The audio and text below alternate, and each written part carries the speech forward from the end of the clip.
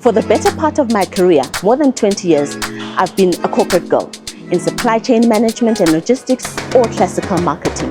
But come 2020, COVID and the Great Reset, I got an opportunity to work in a non-profit organization which was helping young unemployed people to be able to break out of that trap of unemployment by connecting them with their first employment opportunity, allowing them to build experience, build that reference letter, and then move on to bigger opportunities. My name is Novantu Nkulwana, and in this season of my life, my ambition is to help the emerging social entrepreneur to be able to flatten that learning curve, scale up their projects, and deliver more impact quicker than ever before. Join us on the NPO Bootcamp as we show you how to level up your social enterprise.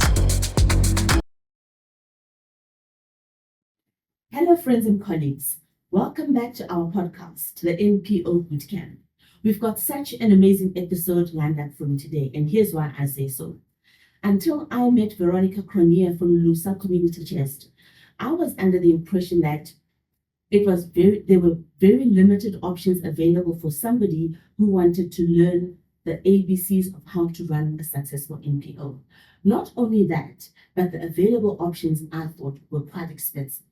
Veronica is here today to help debunk that myth and take us through some of the very affordable solutions that LUSA has developed to help upskill our community. Is that right? It's great, you're right. All the way from Sasolburg. Welcome and thank you so much. Thanks, Novantu. So let's start with you before we get into the meat of what you do and how you do and how you help NPOs. Let's start with you. Take us through your journey and how you ended up at LUSA. I started my career as a journalist in our local community.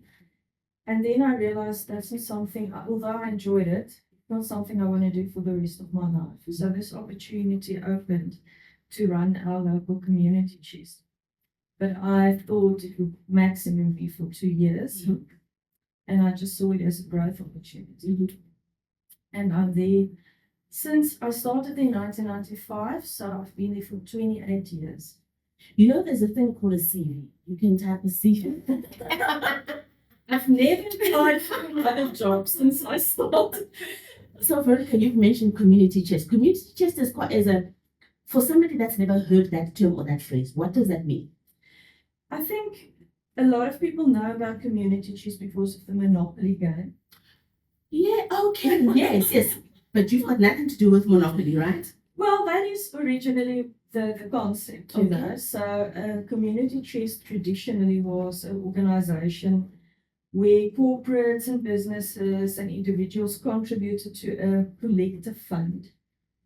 And the community chest then redistributed that where the need was the greatest and where the NPOs had the most impact. That is so amazing. I never fully understood the concept clearly. So you're saying community chest, which is a thing, and it's not just a regional based thing, it's a nationwide concept. There are other community chests in South Africa. So businesses come together and they contribute towards a pot which is going to go to meet community needs. That is how it originally started. Uh-huh. However, things have changed considerably over the last, I would say, 15 years. Mm-hmm. Companies don't do that anymore because they feel each one have their own CSI department. And now everybody's doing their own thing, which is unfortunate because there's not a lot of partnerships, networking. So it's the flavor of the month kind of thing. Mm-hmm. So a lot of NPOs actually pay the price. So you end up you joined Community Chest? Yes. In what capacity? Well, it was only me, and there was a half-day admin post. Mm-hmm. And that's how we started our organization. Since then we've managed to grow considerably and we've expanded our territory quite a bit. Mm-hmm. So we started off as Sasolburg Community Chest in 1995 when I joined, and then we decided we have to change our name because we went into Midvaal. There was a community chest in Midvaal, but they didn't make it. So the organizations asked us to come and support them. So we did, and then we changed our name to Vaal Region Community Chest, and then a couple of years later, we went into Joburg area because some of the corporates got to know us and they wanted us to assist with some outreach programs. And then we realized we're not going to use an area in our name because it's problematic to every time change your name. So we decided, no, we're going to call ourselves LUSA Community Chest, and we can operate in the whole of South Africa according to our constitution. And LUSA means shepherding. Absolutely. That's in Nguni, LUSA. Yeah. To shepherd. That's a beautiful name. When did this transition happen? That happened in about, I think it was about 2004. Okay, so 20 years ago. Yeah. Okay. So up until that point, the main objectives and campaigns and projects were what? Well, initially the idea was that we had about 17 to, it grew to about 35 beneficiaries or community partners. And our sole focus was to serve them through training, gifts in kind, and monetary contributions. So that's what we did. But we realized. Let's go through that again. Through training. Yeah. Gifts in kind means what? Clothes, furniture, computers, whatever they needed. And the third one was? Monetary. Monetary as in cash. Finance. Okay, great. And you were saying you were supporting community partners. So you were looking to support an organization versus an individual. Yeah, we never support individuals. So what kind of organization would you be working with? Well, typically children's homes, old age homes, lifeline, child welfare, hospices. I mean, you know, wherever there's we focus on education, income, and health. So whenever there's the NPO that works in that space, we try and support them some way or another. That is so amazing. So you could, because of your networks into corporates, you can become a conduit to be able to support these other lesser known, less established social enterprises. That is incredible. That was the initial idea behind Community Chest. As I say, things have changed so much. In order for us to keep our doors open, we had to evolve. We had to become very entrepreneurial. And I think we are probably, as a Community Chest, more entrepreneurial than most, in the sense that we started designing community impact programs. Okay. And we saw a lot of gaps, you know, that wasn't addressed. And whenever we saw, well, for instance, in schools, we started a program called Generation At. With other stakeholders and partners, we said, okay, so a lot of the children are suffering. There's a lot of trauma, a lot of drugs, a lot of disciplinary hearings in the schools, a lot of dropouts, a lot of teenage pregnancies. So we started developing this program. We trained peer facilitators to be a big brother, big sister kind of mentor or coach that go into the schools and they talk to the kids. We usually target grades 7, 8, or no, 6, 7, or 8. So that's a high school. No, six is not high school yet. Yeah, it's primary and high school. Okay. Yeah. As they're making that switch. Yeah. So we initially we did grade 7, which is the final year in primary school, and then we did grade 8, which is the beginning of high school. But the principals, when they saw the impact the program had, they said, we only have him for a couple of months. Let's start with grade 6 because then we have him for a whole year. Because they saw the transformation happen in the schools. That is incredible. So you are looking at a Model C school, like which quintile would that fall into? Any school. Any school. So Model C, private school, government school. Exactly. And then how do you orchestrate that intervention? How do you start to engage with the school? So first of all, we have a meeting with the Department of Education to get permission. Then we go to the principal. We do 2. Be honest, is that easy or hard? We've been fortunate to a large extent. I think the need is so great.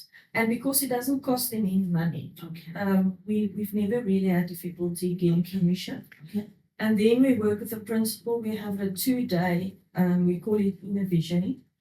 It's basically one-on-one coaching with the principal for them to look at where are they, what do they want for their school, developing a new vision and mission for their school, really straight session, doing a SWOT analysis personally and professionally.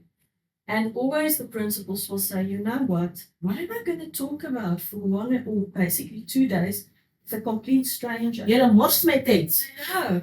And then afterwards, they say it wasn't enough time. Really? Wow. So this is a program that's currently running. We don't have sponsorships at the moment, but we've done it in about, I would say, 60 schools. 60? Yes. That is amazing. Impacting how many young people? The last time we counted, I think, was about 14,000. Yes, please. Over what period of time? It was about over 8 years. Wow. On and I off. love that. Yeah. Please remind us the name of this program. Generation at. Generation Like at. The Yes. at male. Yes. Generation at. Because they are a generation at a crossroads. So clever. So the stakeholders here are the parents, the teachers, and even the generation X themselves. Yeah, So the how- learners and the teachers and the principals. So we've heard how the teachers are raving about it. They can see its efficacy. What about the generation Xers themselves? What do they say to you about what the program has done or failed to do in their lives? A lot of the learners have said it saved their lives. It gave them purpose, it gave them direction. They realized that they were in a victim mentality. It got them out of a victim mentality to take ownership, to take responsibility. So there's a serious decline in disciplinary hearings. The children do better, they perform better at school. Obviously, not all of the children, but a great percentage really do realize for the first time that if they don't take ownership of their lives, nobody else is going to do it for them. That is so amazing. So we're very frank, we're very open. It's coaching space. So it's not just about us telling them, we are engaging, we are facilitating, but they have the conversations amongst themselves. So who do we want to be? How do we see ourselves? How do we see the world? And out of Generation Act, we have a phase 2 that we call junior community chess. Mhm. So that is where they basically identify either a project in their school or in their community. And it's almost something similar to junior achievers. We help them with business skills and leadership skills. So they would, for instance, identify a home makeover for one of the families in the school. This literally happened, where the kids were staying in a shack, but it was terrible circumstances. So they then will fundraise. They have The kids themselves Yeah, fundraise. They will have market days, city days, they will have car wash days, whatever. And then whatever they raise, we match. Beautiful. And then How much did we raise for this renovation? I think in the end it was about 10,000. Machtig, but that is significant, hey? It is. It If made you a consider huge that's young difference. learners, like, Yeah.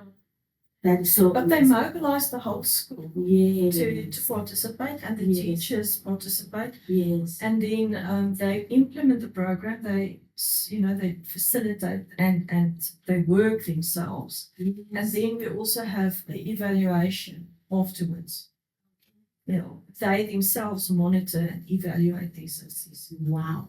So this is phase 2 of Generation X. You said it's called Junior community church. Junior Community. Yeah. Let's go back to Generation X. Yeah. So how does the intervention actually work? When do you go into the schools? Is it during school time? Yes. Okay, take us to that. So typically, we usually have about a team of about 8 to 12 peer facilitators Mhm. because we divide the boys and the girls. Mhm. So Why do you do that? because we talk about sex, So, a lot of the girls have been molested, and we go deep, and it's very we're emotional. talking kids at school, Yeah, a lot, grades A lot. 6, 7, 8, 9, 10. a lot. So you don't. When you say a lot, are you talking 10%, 20%? I would say at least 50. You are kidding me. So 1 in 2 school-going learners Yeah. have been molested. Yeah.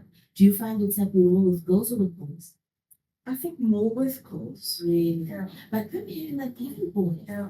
You do get a lot of girls. But you're finding that with boys, but girls still are the greater majority of the ones that are experiencing that trauma. Yeah. Already. And that's the reason why you keep Yeah. going. Okay, great. So that they can be open and share, and it is emotional. But the thing is, even when we work with our advocates, Yes. our female entrepreneurs, grown women, This is another program. that's another program Okay. altogether. Right? You will find that I would say, and I'm not being unrealistic, at least 60 to 70% of adult females that we work with, that we train, Yes. have had some form of molestation in their life. Yeah. So why do you distinguish between the Abigails and the Generation Ads? Because they're all girls, but maybe at different life stages. You're talking about a young girl that's in primary school and you're saying Yes. 1 and 2 has been molested. So now by the time she becomes an Abigail, she's in what age group? Well, that's young adults, so they are they've completed matric. Yes. So they're between 18 and 35. And the degree of harm there is even more. Yeah. Well, actually, our Abigails are not limited to youth. Mhm. So I think the oldest Abigail we had was 58. So we don't really put an age restriction on the Yes. Abigails, but yeah. Yes. And when we go there, there's never been any trauma counseling at all. Has there been reporting of Hardly ever. so hence I can see why there would be no intervention because we haven't Yeah. reported. No, they And don't. why are the young people saying they're not reporting? I think a lot of the times it's family members. The family don't want people to know. When you say reporting, I'm molested, I report to my mom or I report to the police. Well, the ideal would be that you report firstly to your mom, that your mom take it to social workers, and that the social workers take it further. So that first level with my mom, is that happening? Not always. A lot of the times not. Because I think fear, shame, they don't always know how the mother will react. And a lot of the times the mother won't take it further. my mom did not take it further. It's a good question. I don't have all the answers, unfortunately, but it happens a lot. And it's across races. Yeah, really? Yeah. What about sexual rules across races? Something that happens more than we realize and more than we want to know. And do you find that it's happening more now, or we're just talking about it more now? Now, I think, especially in Generation Ad, we talk about, and then there's a whole process where we have to report it if they're sharing, Right. especially if it's happening. Or if in it's that space. so, if it's not something that happened in the past, that it's something I'm still experiencing now. So that often comes out in Generation Ads, and then we have to report it. Every school has a social worker that the Department of Education sort of, picks over that. Yeah. But I mean, they are overworked. They can't possibly handle all the cases. You read my mind because I was Yeah. about to ask, is this a well-functioning system? Unfortunately. So there's a lot of overwhelm there. So you can't get to all the kids. Is it the right word to say kids? I don't want to get into trouble with nobody. What is the appropriate term to call young children at school? Yeah, I would say most people talk about learners. Learners. Okay, so some will fall through the cracks invariably. So you will go and report, you taking them to the Generation Ad program, you find out that the young person is experiencing this. You need to escalate to the social worker. You rope in that social worker, but because of capacity issues, sometimes the social worker will not be able to help.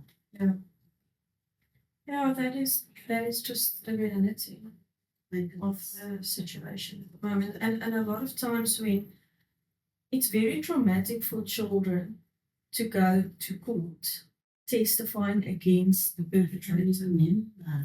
So they rather not do it because you have to experience that whole trauma over and over again. And most of the perpetrators get away with it because of technicality.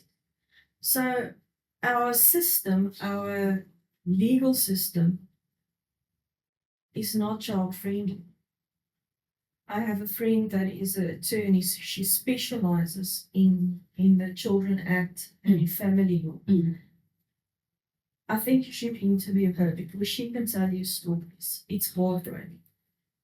Is there a solution that somebody else can come up with, or do we just say unanswered? I don't have the solutions. I think our whole system is flawed on all stages, all levels, and we need to talk to each other. I think we need to brainstorm. We need to bring everybody together to come up with how can we make this more efficient. Okay, so I have another question. So what we're struggling here with is that we've identified there's a young girl that's in crisis. They need a social worker to help, but the social workers are overwhelmed. Is there somebody else that can step in at that time? Is there a child line? Is there a helpline that can be called? And would that support be meaningful? I think it depends on the area that you are at. Not all the areas have that, especially rural areas don't have that. There are organizations that offer support lines. Someone like Lifeline, for instance. Child welfare also has a number that you can dial. Yeah. But kids, they're not going to phone. As a 12-year-old just being raped, you're not going to phone a stranger. It doesn't work like that. You need to trust someone that you can confide in. And that is where the peer facilitators or the peer coaches. So how then would they support that young person? Well, they are trained to debrief the kids, and then they bring in help. And then If they can find that. Yeah, and then it's reported to the principal and the Department of Education, the social workers. Okay. From there, they take it. Okay. So how we got to this point, Veronica, you explained to me why you separate the kids, because you talk about sex and some of them have experienced sexual trauma. Okay, great. Carry on with, we were talking about how the intervention works in school. Yeah, so what basically happened is we first did an intervention with the principal. Then we offer, we have 6 programs that is accredited through the South African Teachers Association. And we can actually give the teachers that do our program SACE points, which is personal development, professional development points. And one of those are Transformer, which is also a program we do in Generation Act.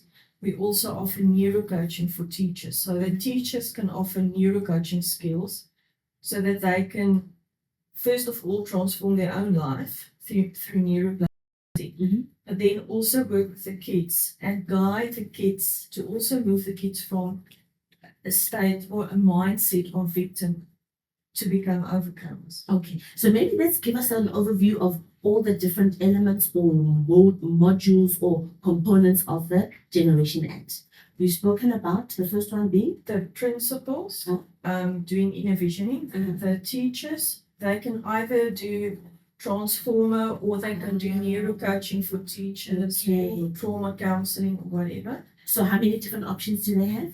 There's 6. You said 6, and you can insert points for that. Yeah. So this is a program that's delivered by the teacher. For the teacher, by us. Okay, so the teacher is then equipped with all this, and then how does it then translate to the young person? Well, the teacher's whole mindset shifts about how to work with the children, especially children that have gone through trauma. And it's just a mind-blowing intervention in terms of how do our brains work? How do we process information? How do we retrieve information? What happens when we experience trauma because our system is flooded with stress hormones? How do you help someone through trauma? How do you help them to cultivate a growth mindset? Because unfortunately, most people in our country have a fixed mindset.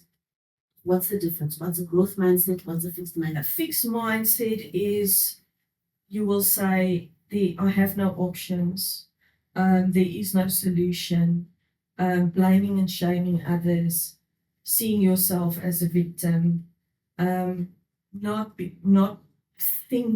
thinking creatively, not being able to think creatively.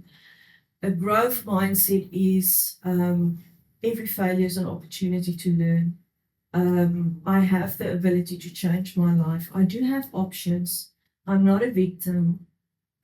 I can take charge of my own destiny, and I have resources. So the teachers are helping the young people. They are training, teaching, facilitating this development of a growth mindset in the young people. Yeah, but we have to do it with the teachers because 100%. unfortunately a lot of teachers also have a fixed I mindset. know, right? Okay, so how long does it take to get this teacher to speed and ready to be able to facilitate? It's a facilitation process. It is. So it's 20 hours on Zoom. So we do it online or we can do it face to face. This is the teacher training. Yeah. Okay. It's actually better to do it face to face because then you have a captive audience, like the Yes. kids in the schools. So we go into the schools, we do it within school hours with the kids, maybe when they've got a life orientation period or sport period or anything like that. So you work through the principal and the teacher to get it into the timetable for Yes. grade 6, 7, 8, and 9. Yeah, so we have one teacher that becomes our champion in the school, and they will organize the time and the classrooms. So it's structured. Yes. The young people will know that on this day, at this time, this is when, what do they call it when they talk about you and your intervention? That they call it Generation Act. They know we have a Generation Act. Yes. And it's one period. Per week. How long is the period? It's I think it's between 45 minutes and an hour. Okay. So you will be working with them for how long? It's 12 weeks. Oh, okay. So it's a term maybe, a quarter. Yeah. And then the intervention is done. Yeah. And then how do you evaluate? You've spoken to me about how the principals are raving about it and they can see that the disciplinary issues are coming down. The kids are telling you they've got hope, they've got this. But what about the ones that we're not connecting and there's no breakthrough and that change? Have you understood the reasons why it has not failed to transform them like it has with the others? I think there's various reasons. Mostly it's life at home that makes a big difference because we can't take them out of their circumstances. We can only empower them to cope within the circumstances. So in terms of assessing the situation is we go back and we have qualitative questionnaires with the learners, with the teachers, with the principals, but we also look at quantitative, dropping in, dropouts, dropping in disciplinary hearings, improving of marks.